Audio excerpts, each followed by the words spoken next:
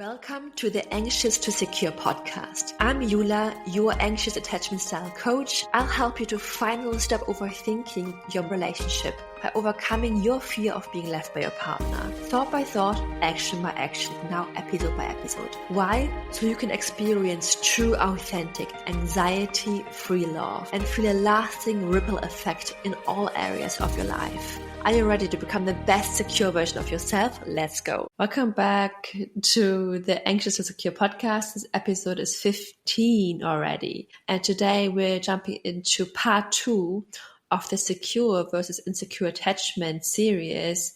It's a 2-part series actually. I started last week talking about the different attachment styles and understanding them a little bit better, because so far I've only talked about mainly the anxious attachment style, and also pointed at a little bit about how the avoidant attachment style works. But last time I've spoken about the different attachment styles, and today I want to jump into the triggers, how a trigger might look like and how the 4 different attachment styles would think, feel, and react to the same trigger. Let's start by actually asking ourselves, what is a trigger? A trigger is really how we emotionally react to a neutral circumstance. So it would be something like what a partner would say to us, or what they do, and even if like anything that happens in the world around us. And here's the key: our reactions aren't random. They are shaped through our attachment style. So it's really rooted in our childhood experience, like always, and the environment we grew up in. So let's say our parents, our caregivers, how they responded to us, if our environment was safe, if it was chaotic, if there was a lot of anxiety, conflicts around, a lot of uncertainty, or if we felt that we grew up in a love, warm, consistently, safe environment where our needs were taken care of. For example, if you're anxiously attached, you might have grown up with inconsistent love overall. So sometimes you felt really cared for and reassured, and other times not as much. So then if you grew up as an adult, if your partner suddenly stops relying, let me say that again. If your partner then later on, when you're in a relationship, suddenly stops replying to you by text message, or doesn't respond to you in your conversation, or doesn't look up from his phone, and that happened or in a more consistent basis, let's say, it can really feel, hurtful and painful. And this could be like a trigger for you, because it can, mirror the experience back that you experienced when you were younger, back from what happened in your childhood, or when their affection is more inconsistent. And this can then trigger the same feelings when you felt uncertain and not taken care of, when you felt unsafe, when you felt like, oh my God, am I going to be being abandoned? Am I not loved? What's going on? Am I not a priority? And why is that exactly? Because as a baby, you needed constant love and responsiveness to feel safe consistently. You couldn't self-soothe yet. As a baby, you can't do that. And as a little kid, you can't do it either. Only adults can do that. So you really relied entirely on your caregivers to help you regulate and to feel secure. And I always say that, but I have to say that again because it's so important to understand. Kids can't do that. That's why they sometimes act out or be rebellious or do things you don't understand and cry a lot, because they can't self-soothe by themselves. They can't make themselves feel safe. So today let's talk about really the triggers, how a secure person will react with the same trigger, avoidant attached person, a disorganized attached person, or like a anxious attached person. And I'll walk you through each example. So this is really going to give you so much clarity in a bigger picture, and it will help you understand yourself better and your partner as well. And it can help you shift the way you show up in your relationship and for yourself as well. So you'll learn how to then support yourself better, reassure yourself better, and also how you can show up for your partner better, what works, what doesn't work, how you can feel less triggered, and how you can trigger your partner less. And yeah, it's all about having more compassion for yourself and for your partner. And the more you understand attachment theory, triggers, your beliefs, core wounds, the more you can then show up in a different way, in a healthier way, and create a path to that. And yeah, again, there's no just one path, but I'm always sharing like what really worked for me and my relationship. And so I want to just share an example of something that is happening quite often, and I heard many times in my one-on-one client sessions. So the example of like your partner comes home and is moody after a long working day. And I put moody into like with air quotes because, again, it's an assumption and you might know your partner very well. But again, like this is again an assumption you're making, right? So let's talk about the anxious attachment style first, which you might probably are if you're on the anxious to secure podcast. You're probably anxious attached, so you're most likely interested in this attachment style the most. So anxious Annie, let's say she, if her partner would come home moody or stressed or irritated or quiet after a long working day, anxious Annie might overthink everything, right? She might immediately start thinking, did I say something wrong? Did I make them upset, right? So then she starts catastrophizing, feels like something's off. She senses things, in her relationship with her partner, and start imagining the worst case scenarios. Like, what if they don't love me anymore? What if this is not going to work out? What if he's already disconnecting from us, from me? What if he had a lovely chat with Sabrina at work? What if he is more interested in her? What if, right? That definitely has been me for years in my relationships. I always ruminated on the worst case scenarios, and that doesn't feel nice. So she also seeks reassurance like non-stop. She'll probably keep asking her partner, hey, is everything okay? Are you okay? Waiting for them to say something that makes her feel at ease, makes her feel like, hey, everything is okay. Don't worry. We're good. I'm good. So that she can feel safe and reassured. She then tries to fix things, fix her partner's mood. By the way, it's a very codependent behavior before, maybe they have even said anything, because hint, avoidant people wouldn't even share their problems. They want to hide them. They want to forget about them. But the anxious Annie wants to dig. She wants to ensure there's no problem, or she wants to fix the problem. So when her partner is okay, she can feel okay, because subconsciously she thinks if there's a problem, there could be a problem that could be a threat to the relationship, that meaning there could be a threat to her own safety, let's say. So she then might be even start already to apologize a lot, because then that's her fawning response.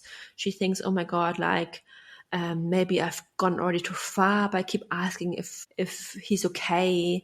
And she feels already guilty and shame for all of this, because she knows she's too much, let's say, at some point, but she can't help it, right? She thinks she can't help it. So she doesn't want to make her partner feel bad. And yeah, she already trying to withdraw, but then again, a back and forth. But she's still on high alert, and even after maybe a chat and she's trying to dig and check out what's going on, she's still very much on edge, and maybe sits close to him or keeps walking past and watching her partner, trying to check in. Hey, is he doing better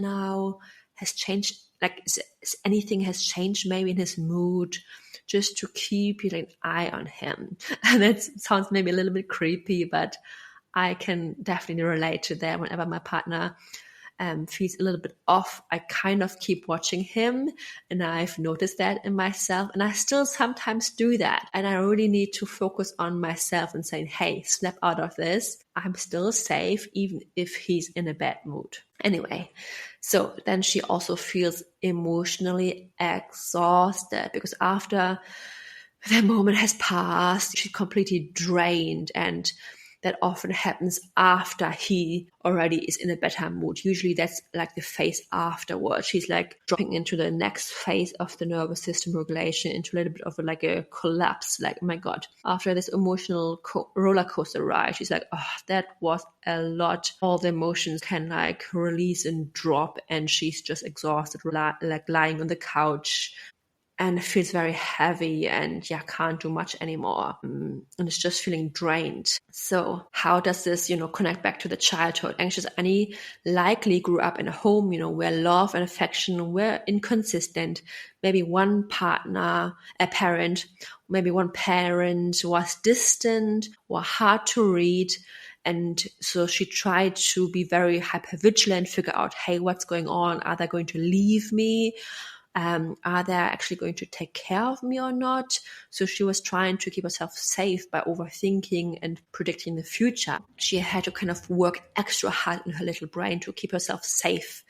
As a result, she developed the habit of constantly worrying about being abandoned or not being good enough. So now whenever there's a shift in her partner's mood, it triggered this fear, this deep seated fear of not being good enough, of being not a priority, of not being taken care of being abandoned.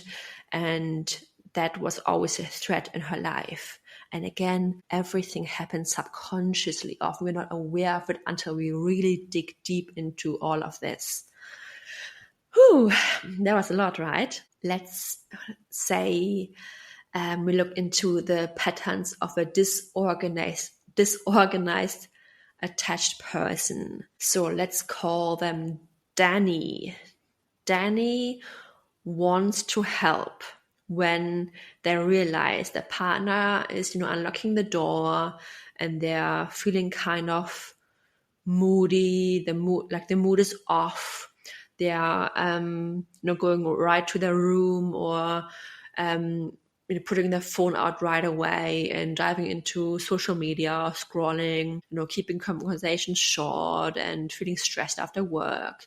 Danny's reaction is, after feeling triggered, Danny wants to help but feels stuck. Danny might want to support their partner, but then feels, frozen up. Frozen up, is that a word? Not sure. Feels frozen, unsure of how to approach the situation. It's a little bit on eggshells here. They feel torn, wanting to make things better and break their ice, and want to make the partner feel okay and check in, but also scared to make things worse.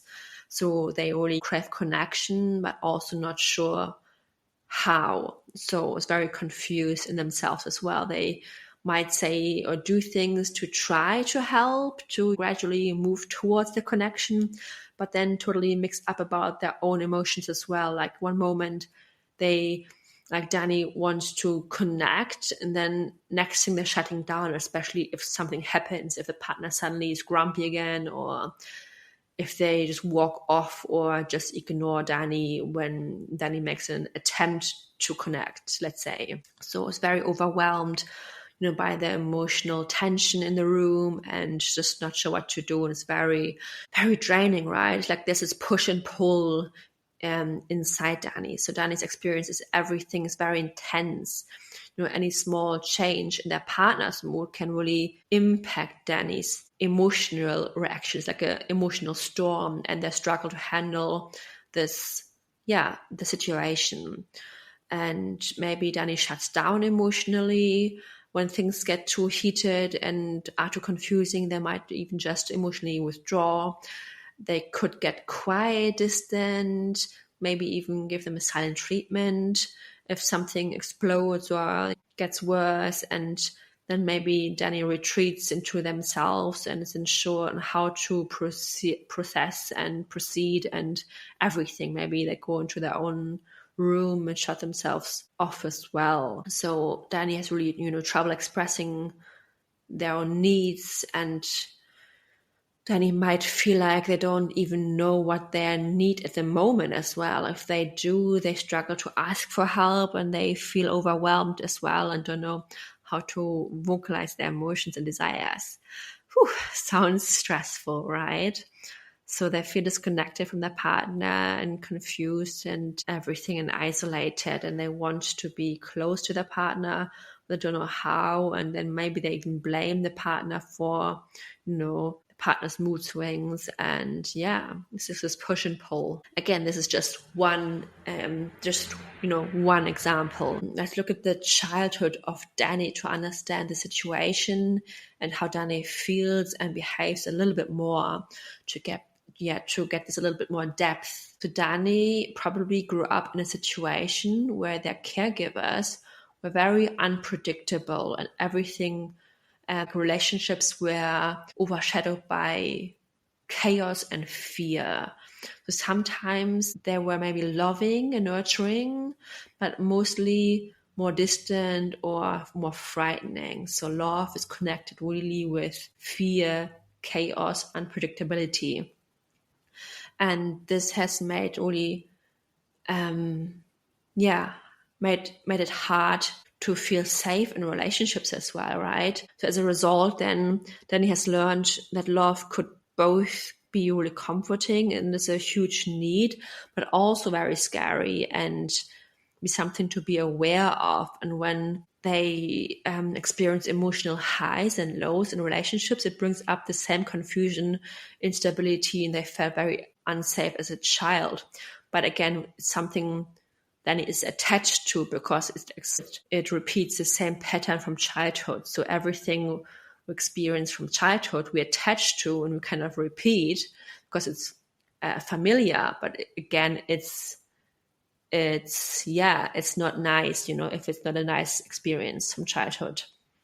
So they are maybe stuck between wanting and craving connection, but also kind of fearing it. Like fear of vulnerability, can be very contradictory here. So they might reach out for support, but then also pull away quickly as soon as something shifts, or maybe if they're not sure of something or how to manage their own emotions, let's say. Okay, I think that was now Danny, and now I want to talk about, let's say, avoidant Andy. So Andy is, would be the partner of anxious Annie. But let's say avoidant Andy's partner is moody and comes home and is more quiet and distant.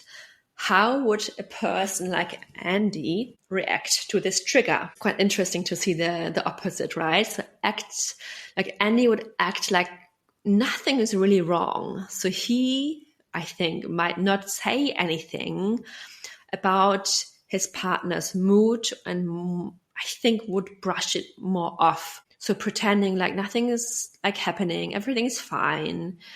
And maybe he would confront. No, I don't think he would even confront his partner. I would rather say Andy would avoid the confrontation. He'll avoid talking about the issue and rather hope it goes away on its own if he's even noticing it. Because often I would assume he's much more in his thoughts or in his video games or in whatever he's doing. I don't even think he is that much aware of what's happening or hasn't been used to even addressing emotional problems as much. So he becomes more distant.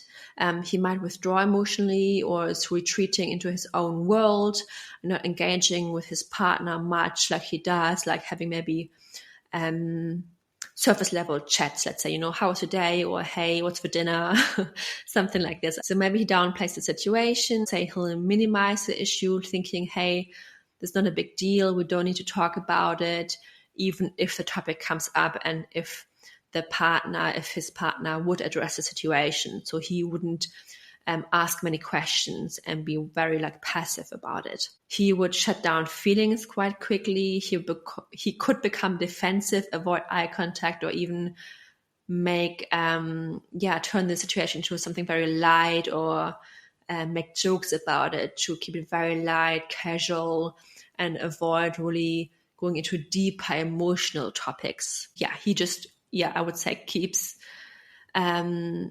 avoiding talking about emotions. He doesn't want to feel vulnerable, so he keeps everything inside, thinking to handle things how he always used to. And it makes sense when we think about his childhood, about someone who's avoidant attached. So avoidant Andy probably grew up in a home where his emotional needs were neglected or ignored.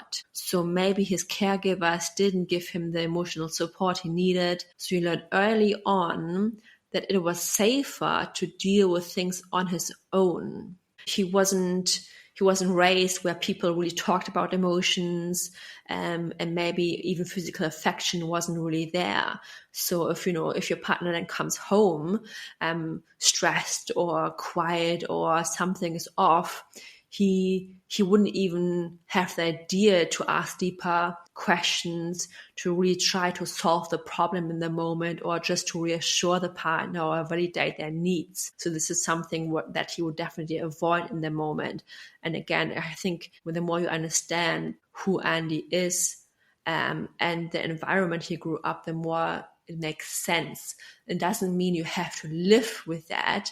Let's say if Andy is your partner, you can rather more, gradually express your needs for this chat. I really love to have you, someone to listen to me and to validate me a little bit. I just want to be seen and heard right now. Just share what you need with your partner without going into hugely emotional chats, just starting very gradually, I think is important as well. You don't have to avoid everything just because your partner has never been growing up in this environment, but you have to understand where he comes from and start very gradually as well. Anyway, that's not where I wanted to go right now. So I want to say, so now in relationships, he avoids dealing with emotional issues as well, and keeps, things very surface level, and also avoids being very vulnerable, because vulnerability is really something that feels unsafe for him, very unfamiliar, or maybe he's been even shamed for being emotional. So it all makes sense, right? And now let's talk about how would a secure person react if let's say secure Sarah, how would you react if her partner would come home feeling, different, like distant, moody? Because it's important to understand, if you can envision how a secure person would feel, think, react, then you can also start becoming more secure, because the more you can envision it, the more you can become it, right? So let's talk about secure Sarah. Secure Sarah would probably do like a calm check-in. She would probably like check in with her partner saying, hey, you seem off, is everything okay? This wouldn't come from like this clingy, needy space where Sarah has to know what's going on to fix her partner's mood. She would just quickly, it's like a genuine check-in from a loving and curious space. She doesn't take it too personally. She doesn't assume it's about her. She understands that her partner's mood isn't a reflection of her worth as well. That's really important to understand. Anxious attached people take everything personal because of their not enoughness wound. And secure Sarah doesn't do that. Very, very important. So she doesn't take it personally, and she doesn't make it anything mean about her worth, about her enoughness, and about how lovable she is. And that, creates so much more openness to be more curious and to make it actually have more, it's more open to like solve problems here, to say what's going on, how can I help you right now, rather than, hey, what, this is about me, and being here in kind of victim mode. So it creates this open space for open communication. She'll create space for her partner to talk if they need to talk or want to talk, but doesn't push it if they're not ready to. That's also very important. Some people want space. For example, if I come from work, like I don't come from work because I work from home, but in the past, if I, come from my office, I just need some time to just sit down, relax in a few minutes for myself. And then I really love to talk with my partner about it. And my partner also definitely needs some space. So, you need to really understand and respect your partner's wishes and needs as well. Everyone regulates and self-soothes differently. Some people want to co-regulate right away and need this chat and this community. Other people just want some space, and that's no right or wrong. And also, secure Sarah is able to handle emotions without this huge drama, let's say. She doesn't make the situation more intense than it is. She is able to listen. She can offer support and also can let things unfold very naturally. And that's because she doesn't take things personal. She's very curious. She's connected. She's safe. She's regulated. And because when she's regulated, she's able to be a safe space for co-regulation, which is very important. So, and then once the situation is addressed, she doesn't keep dwelling on it. Let's say either, if the partner decided to talk about it or not, she's able to move on with her life, with the evening, with the day. She moves on, doesn't bring it up again over and over. She doesn't try to fix her partner's mood. She doesn't, she is not hyper vigilant and watches him and checks in. She's able to keep focusing on her work or on the kitchen or on the kids or on reading the book or whatever she's doing. She's able to be present. She's not stuck in what if or on the past conversation. Very, very, it's a very happy place to be, right? And again, as I mentioned, she's able to regulate herself. Let's say this was a bit triggering for her because it is not a great place, to be in. When your partner's going through something, it can be triggering. And it, again, doesn't mean she's not empathetic towards her partner, not at all. But when you learn to take care of yourself, only then you're able to take care of other people as well, right? And when you have learn to regulate yourself throughout the day and throughout life and are often more in this ventral vagal, in this calm, safe and connected place, then and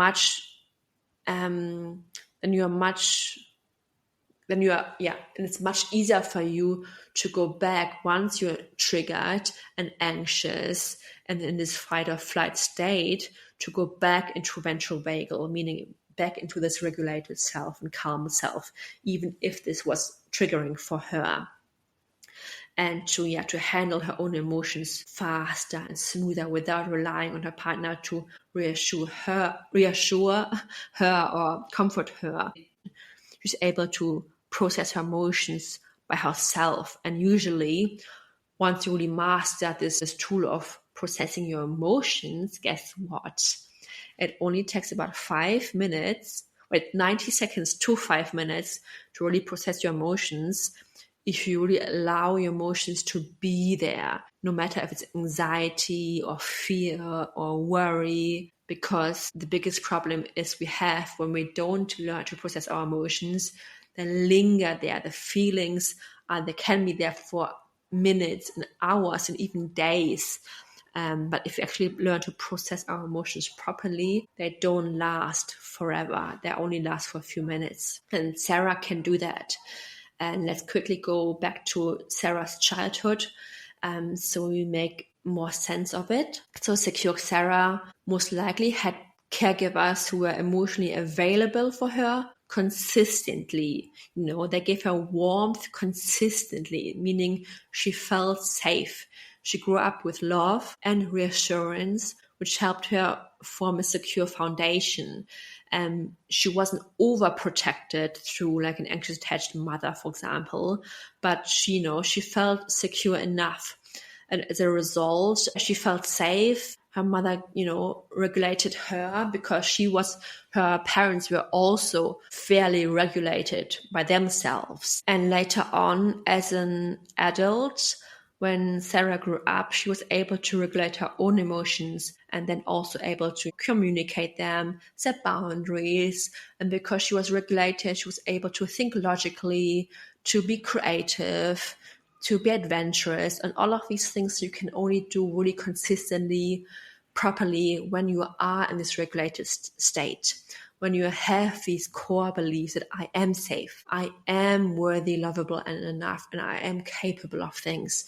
But if you are grown up and have this insecure attachment style, you have these limiting beliefs of I am not safe, I'm not capable, and I'm not good enough. And that is then reflecting on your actions, is limiting your life and your relationships. And before I wrap things up, I want to share my own little personal journey with attachment theory as well. So once I really discovered my anxious attachment style, everything has changed and it made so much sense. So my reactions, my overthinking, and my constant need for reassurance was all tied to my attachment style, right? So like before understanding my attachment style, I felt really mentally drained and constantly anxious, overwhelmed, and I was so insecure with everything. And my physical symptoms included like migraines. I developed chronic migraines, and they went to like a high when I was like in my 30s. I couldn't see, literally visually see, for like 4 to 6 weeks until I saw a neurologist, and that he literally saved my eyesight and my life, I think.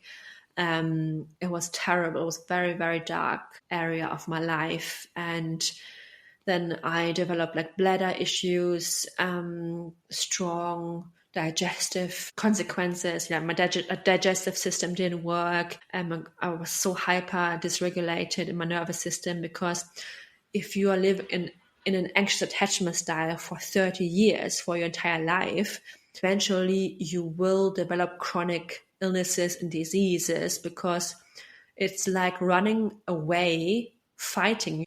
If you're anxiously attached, you're mostly in your fight state, fight or flight. And I was most of my life in a fight and a fawn state. I'm gonna go into this in a different episode, what the fight, flight, freeze, fawn states are. But I was usually either basically fighting a bear attack, or like fawning, so pretending to befriend the bear, the people pleasing, in that kind of survival state. But meaning, if you're like for 30 years fighting a bear and in survival, your organs pause, because it's like, what? I don't need to digest the lunch I just had and the breakfast, and I don't need to take care of my immune system. I don't need to think logically or be creative, because I need to fight this threat in front of me, right? So everything is on pause. And the other thing is, it really increases the things that make you fight stronger or run away. Like your heart is very increased, and your blood pressure is higher, and everything that makes you fight and run from a threat is more increased. So it makes so much more sense that eventually you will develop chronic diseases, because it's not just a few headaches you get at the beginning, you will get chronic diseases. And at the beginning you might have a few digestive issues, but eventually that will turn into IBS or other stronger problems. And a lot of my clients, unfortunately, who come to me, have already chronic illnesses. And the doctor can never say exactly what it's linked to. And my doctor never told me, hey, it's because of your anxious attachment style.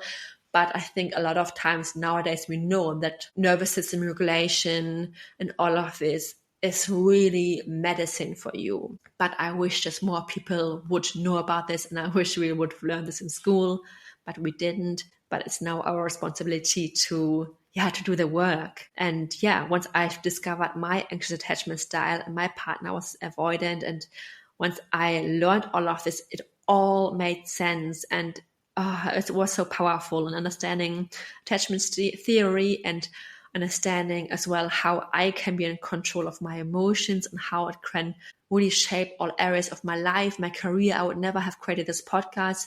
I would have never able to help other people and now to inspire them if I wouldn't have changed my attachment style, because I've never had the courage to do that. Like, uncertainty is a huge fear of someone who's anxiously attached, and jumping from a corporate job into this career, into this really uncertain career, would have never been something I could have ever imagined. So things like this could have never been possible for me years ago. And I've achieved so many crazy things. I moved to this country, first of all to London, now to Italy. I've just experienced so many amazing things. And I just want to say it's possible for you too. Everything is on the other side of your anxiety. What's the saying? At the end of every breakdown is a breakthrough, or something like this. I experienced this myself anyway. So, understanding attachment theory really changed my life.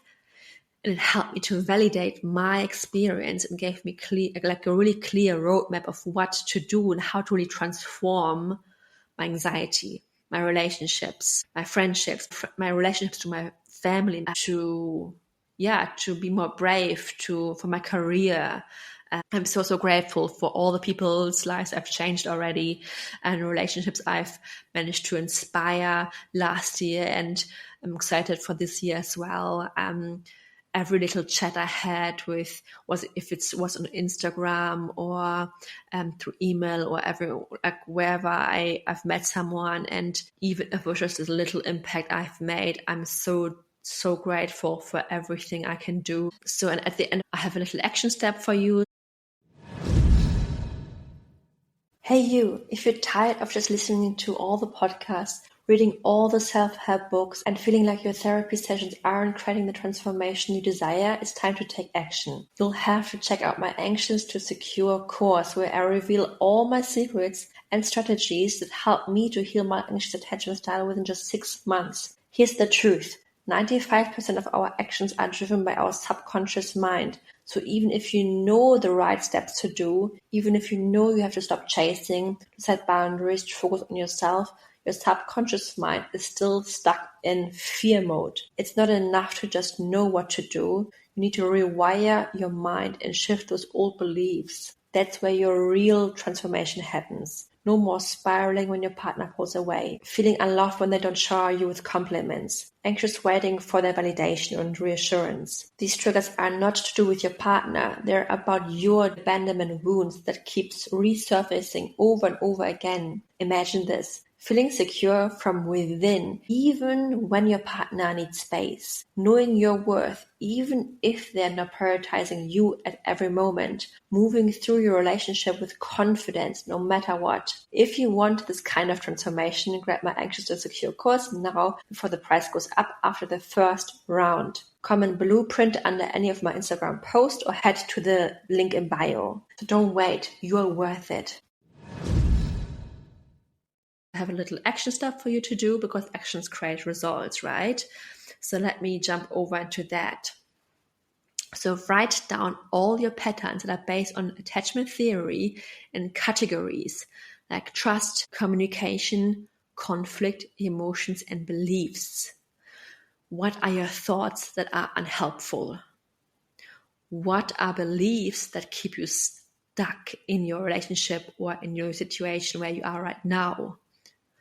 And then what emotions are you experiencing day to day that are typical of your anxious attachment style? What are your top activities, sabotaging strategies to get your needs met? Like, what are your, sabotaging actions and behaviors you're doing right now in your relationship? Then finally, you want to ask yourself, what results do you want in your relationships and for yourself? And the more you identify your patterns, your themes, your sabotaging strategies, the easier it will be to recognize them, to stop them, and to find healthier ways. Observe for 7 days these patterns. Find the top 3 3 thoughts, your top 3 emotions, your top 3 actions, and your top 3 results that keep coming up over and over again. And then create goals. What do I want to think instead? What do I want to feel instead? How do I want to behave instead? And what results do I want to create instead? And then you can also observe, like, when did this all start? Who influenced me? Who were my role models? Could be even like, if it wasn't your parents, could be even like Disney characters, could be through books, through your environment. And whose voice is it that I hear every day in my head? What is the first memory of this? And the more you can connect this back to your roots, back to the past, the more you will realize it's not about the present moment, but about the past, about what you were, about when you were so little and you can hardly remember it probably, when your needs were unmet, when you felt unseen and unheard and unloved. And trust me, once you know your attachment style, and it's so much easier to break free from unhealthy patterns and to create secure ones. And thank you so much for today.